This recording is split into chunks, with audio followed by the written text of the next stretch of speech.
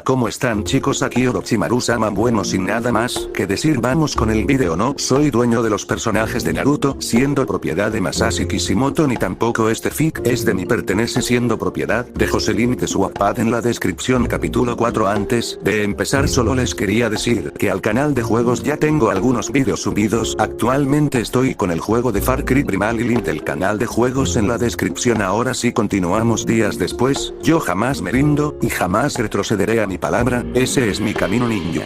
Escucho Naruto de una voz chillona y algo molesta. ¿Otra vez este sueño?, se dijo a sí mismo el rubio al despertarse súbitamente. ¿Qué rayos significan esas palabras?, se preguntó tratando de analizarlas minuciosamente. Ya había perdido la cuenta de las veces que había tenido sueños como ese. Sueños en donde siempre se topaba con un escenario oscuro, en donde escuchaba una o varias voces distorsionadas que repetían mensajes como el anterior, o decían cosas como que un shinobi que rompe las reglas es escoria. En primer momento el chico pensó era una de especie de genjutsu de su madre con el fin de convencerlo de que fuera un ninja común y corriente, pero lo descartó ante el hecho de que ella nunca emplearía semejante treta. Además, no tendría punto que también le hiciera escuchar a alguien hablando de lo importante que era vengar a su clan y acabar con su hermano, ya que era algo completamente contradictorio y sin sentido. El asunto de los sueños era una de esas cuestiones que hacían a uno preguntarse si se había comido de más o si se tenían todos los tornillos bien apretados. De cualquier forma, Naruto decidió dejar el asunto de los sueños de lado y ponerlo junto a todas esas rarezas que inundaban su vida. Después de todo, él tenía que vivir con la pesada carga de ser el demonio de Konoha. No es que también se hubiera creído la mentira de que él era el contenedor del alma del Kyuubi, pero sabía que estaba lejos de ser alguien común corriente, a menos que se considerara normal el hecho de que de niño por poco destroza su casa cuando jugaba con una simple pelota, o que tuviera un acelerado desarrollo físico a tan corta edad. Y no, ser el hijo de dos shinobi de renombre no era razón suficiente para explicar esos hechos. No es que se quejara, ya que con él había logrado estar a la par de sus hermanos durante su niñez. Ellos dos eran muy hiperactivos y cualquier otra persona hubiera quedado sin energía si intentaba de seguirles el paso, pero a él nunca le pasó. Aunque claro, eso era solo en términos de vitalidad, ya que el rubio tenía que admitir que Menma y Natsumi contaban con reservas de chakra muy superiores a las suyas. Era algo prestado, pero igual podían contar con todo ese poder. Pero aún bajo esta autoaceptación, es reseñable que aunque Naruto no era recíproco con el odio de los aldeanos, sí guardaba sentimientos encontrados hacia dos personajes. Su padre Minato y el Kyuubi. No tanto porque ellos eran los culpables de que su vida fuera tan dura, era por el hecho de que consideraba que ambos le habían hecho mucho daño a su familia. Empezando por el hecho de que no le importaba cuál fuera la posición de Minato, él no tenía el derecho de legarle semejante responsabilidad a sus hermanos y pensar en ellos como armas. Luego estaba el hecho de considerar que el gran zorro de 9 colas no ameritaba en lo absoluto su título. ¿Cómo es que alguien tan poderoso se dejaba manipular de esa forma?, se preguntaba el chico. La debilidad del zorro fue lo indirectamente provocó que sus hermanos fueran separados de su familia y que su madre sufriera. En verdad que esperaba tenerlo enfrente para darle una buena paliza para que aprendiera a defenderse como se debía, y que además le permitiera poder conocerlo mejor, ya que después de todo era una criatura que contaba con una experiencia invaluable.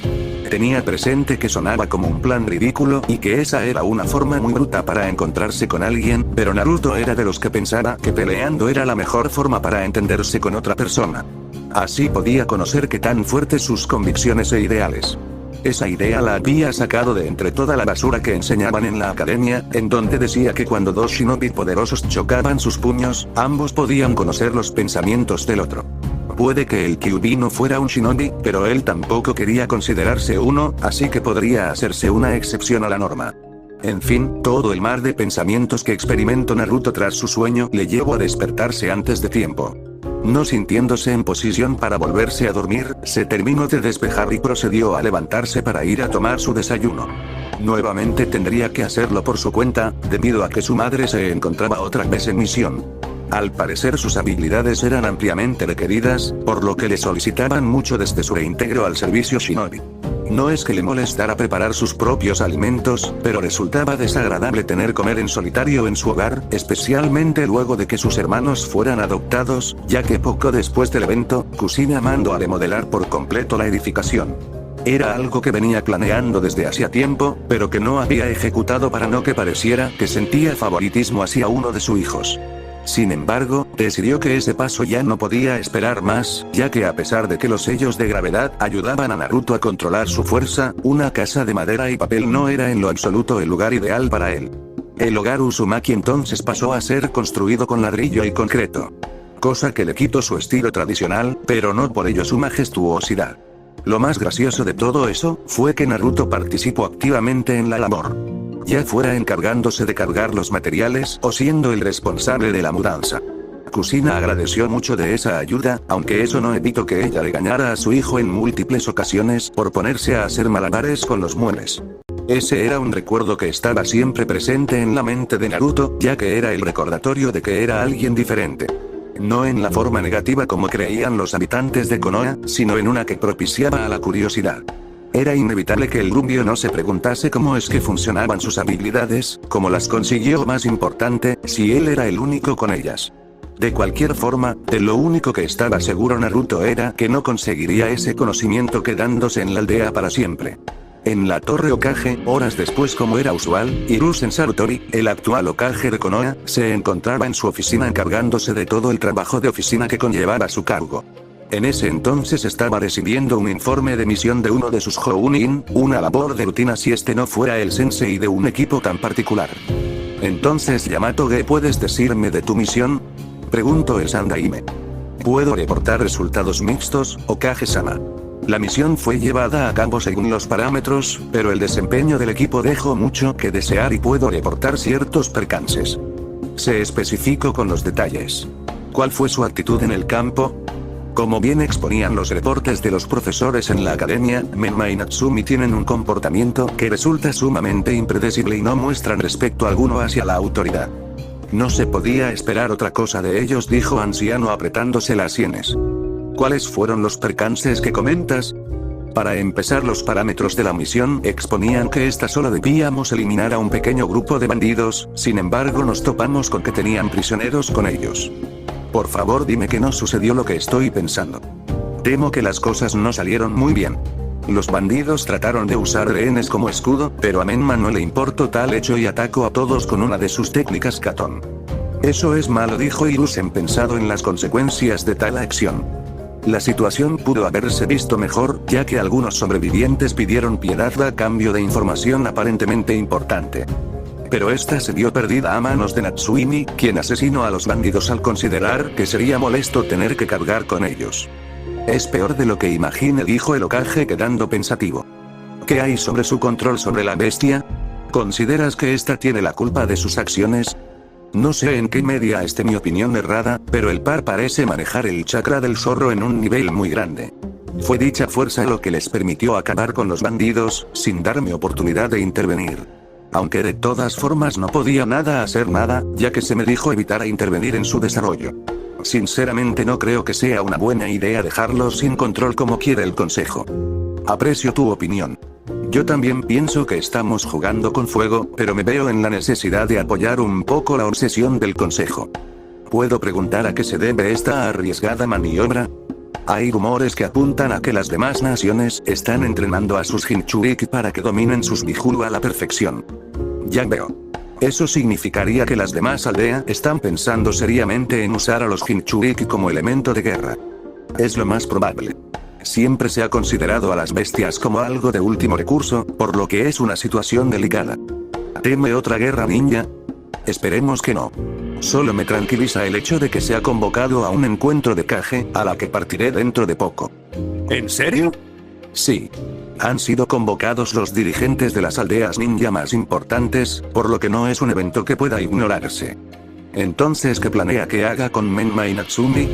Manténgase trabajando como de costumbre. Si en verdad los demás planean usar a sus Jinchuriki, necesitaremos que la voluntad de fuego esté presentes en ellos y así evitemos una catástrofe. Entiendo, Hokage-sama, dijo Yamato antes de abandonar la habitación. Poco tiempo después, Hiruzen recibió a Sarutobi, quien solicitaba una misión para su equipo. Optó por darles algo que no implicara un enfrentamiento directo.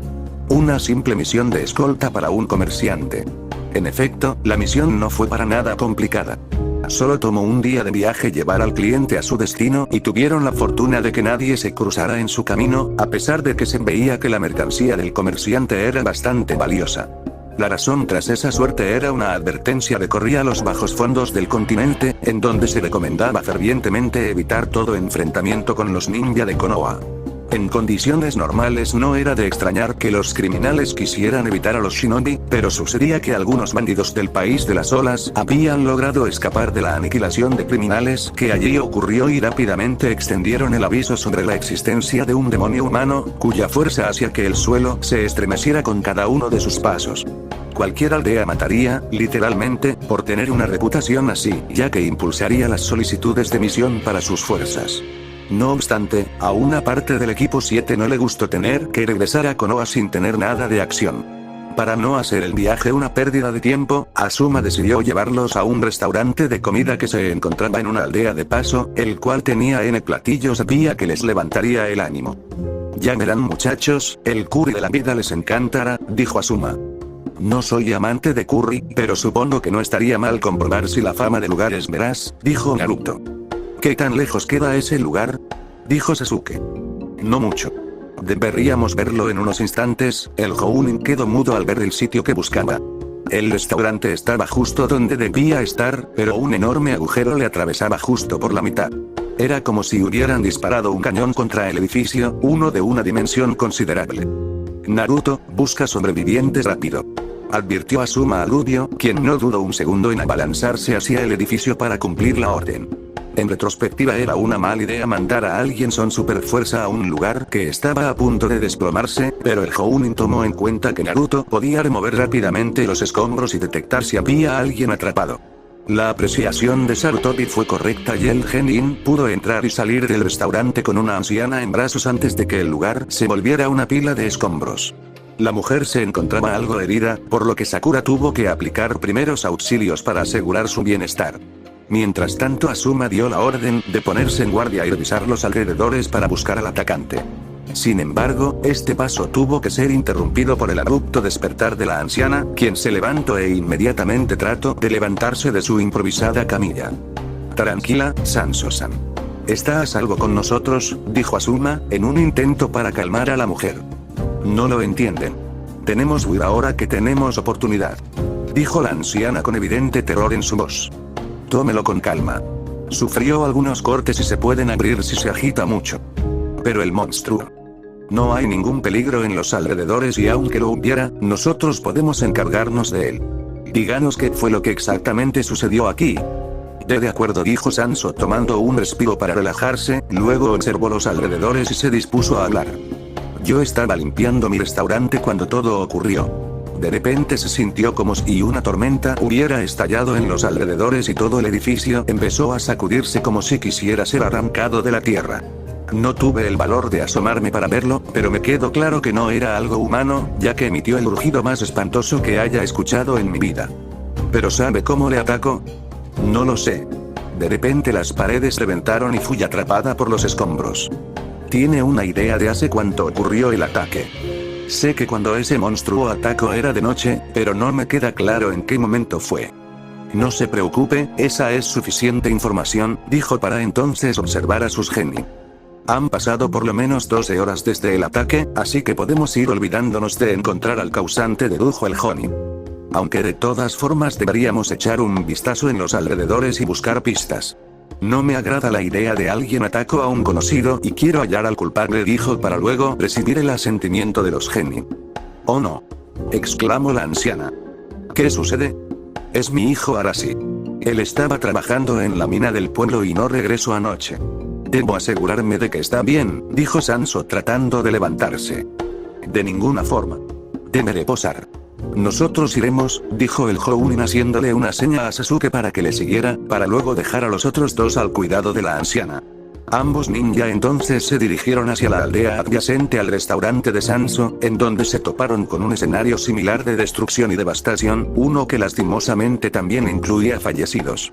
Los testigos informaron a Asuma que el pueblo había sido atacado por una especie de tornado viviente, el cual había causado vientos extremadamente fuertes y violentos que devastaron todo a su paso. Nadie parecía tener una descripción clara del atacante, pues una nube de polvo le cubría. Sin embargo, los aldeanos también afirmaron haber escuchado estridentes rugidos de lo que consideraban un monstruo. Una vez en la mina, los shinobi de Konoha se toparon con un escenario para nada alentador. Para empezar, todo estaba revuelto y había agujeros de cañón en múltiples superficies. Una observación minuciosa llevó a Asuma a pensar que no se trataba de un cañón, más bien parecían los efectos del Jutsu Futon, gran penetración, el cual podía causar los mismos efectos de dichas armas. No dieron con ninguna pisada, las cuales seguramente habían sido barridas por el viento, pero igual encontraron un sendero que indicaba que aquel tornado viviente se había acercado a una de las paredes de la mina. Allí encontraron marcas que parecían mordeduras y rasguños, algo que era seguramente revelador puesto que indicaba que quien sea que haya atacado el lugar, estaba apuntando precisamente a la mina. Afortunadamente no pareció ser de completo agrado, ya que ni siquiera ingresó a los túneles de esta y por lo tanto, los mineros que allí se encontraban lograron salir con bien, entre ellos el hijo de Sanso, Arashi. De igual forma los testimonios no fueron de mucha ayuda. No dieron con ninguna buena descripción e igualmente les explicaron que el monstruo tenía un gran control sobre el viento. El equipo 7 se encargó de ayudar cuanto pudo a los aldeanos, mas no pudo ser mucho, ya que el Jounin del equipo consideró que resultaba más importante informar sobre el evento a Konoha. Siendo que al final el viaje fue tan fastidioso como se esperaba, el equipo se fracturó tan pronto llegaron a su aldea natal, con Genin dirigiéndose a sus hogares y con el Jounin partiendo a la división de inteligencia. Naruto obviamente quedó muy frustrado por la misión, ya que sabía que posiblemente se trataba de algo relacionado con la asignación actual de su madre. Esperaba que eso implicara que el Hokage estuviera dispuesto a mandar a más shinobi a la búsqueda de esa criatura. Sin otra opción más que esperar, el rubio se fue a dormir esa noche, esperando no tener ningún sueño raro. Lastimosamente ese no fue el caso. Lo que habían sido solo simples voces, pasaron a ser siluetas humanas. No eran más que sombras que no mostraban ninguna característica definitoria. Sin embargo, lo que vio en esa ocasión fue bastante claro. Una persona yacía inerte en el suelo sobre un líquido rojo. No había que ser un genio para imaginarse que era sangre. El que hubieran otros 3 cuerpos a su alrededor no hacía mejor la escena, pero al menos daban a entender la gravedad del asunto. A pesar de ser solo un sueño, Naruto fue golpeado por una extraña sensación de impotencia. No conocía quién era toda esa gente, pero no le gustaba pensar que estaba presenciando su asesinato sin oportunidad de detenerlo. Entonces pensó en que debía estar en la capacidad de intervenir, ya que después todo era su sueño. Fue allí cuando se giró y pudo encontrarse cara con el autor de la escena. Una simple sombra como los demás, pero que extrañamente tenía algo que le hacía deducir. El Sharingan. Era imposible no reconocer el doujutsu de color rojo y tomoes negros. Fue allí cuando Naruto se levantó todo agitado, con cientos de preguntas en su mente. Ya no solo estaba la más simple, que era cuál era el significado de ese sueño. Ahora se preguntaba si eso era una visión del presente, pasado o el futuro. Y más importante, quiénes eran las víctimas y el victimario. Si bien una parte suya se negaba a creerlo, la primera persona en que pensó fue en su hermano Menma. Pero aquello era imposible, ¿no? Continuar. No olvide darse una vuelta por mi canal de juegos, link en la descripción. Ahora si les gustó estaría muy agradecido si me dan un buen me gusta y no olviden suscribirse. Hasta el próximo video.